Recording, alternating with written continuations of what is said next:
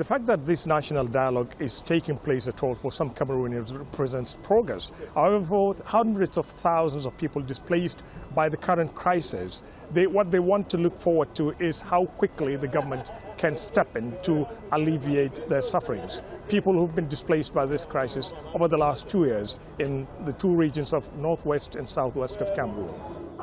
Displaced for the second time in 4 months, Florence Shea and her family have found shelter with this church.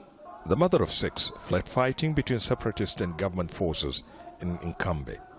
Her husband was killed and her home was burned. When she arrived in the capital, she hoped life would get better. She was wrong. We are treated like animals. We are not treated like human beings. We have been displaced here, internally displaced people. You see people living in the houses where there is no roof. I heard those things in the northern. I never know it will come to me. She says there is a lot of distrust among the people, underlining a growing divide between the English and French-speaking peoples of Cameroon, a country considered more stable than neighboring states only 8 years ago. Since then, more than 500,000 people have been displaced by the separatist violence. Another 40 to 50,000 have crossed the border into Nigeria as refugees.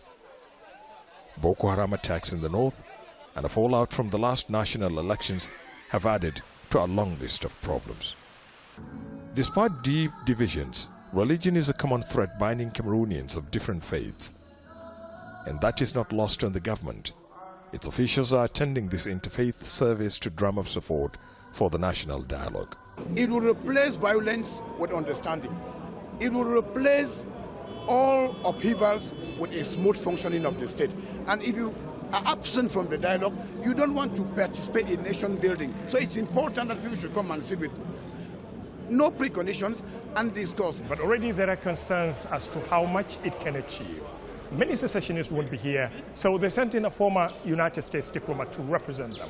President Paul Biya wants to use the discussions to convince them to lay down their arms and to start a healing process for Cameroon. More than 400 delegates will be attending the talks over the course of 5 days. They will attempt to draw national consensus to break Cameroon's political stalemate. But it's hard to say for now if the outcome will be acceptable to all parties.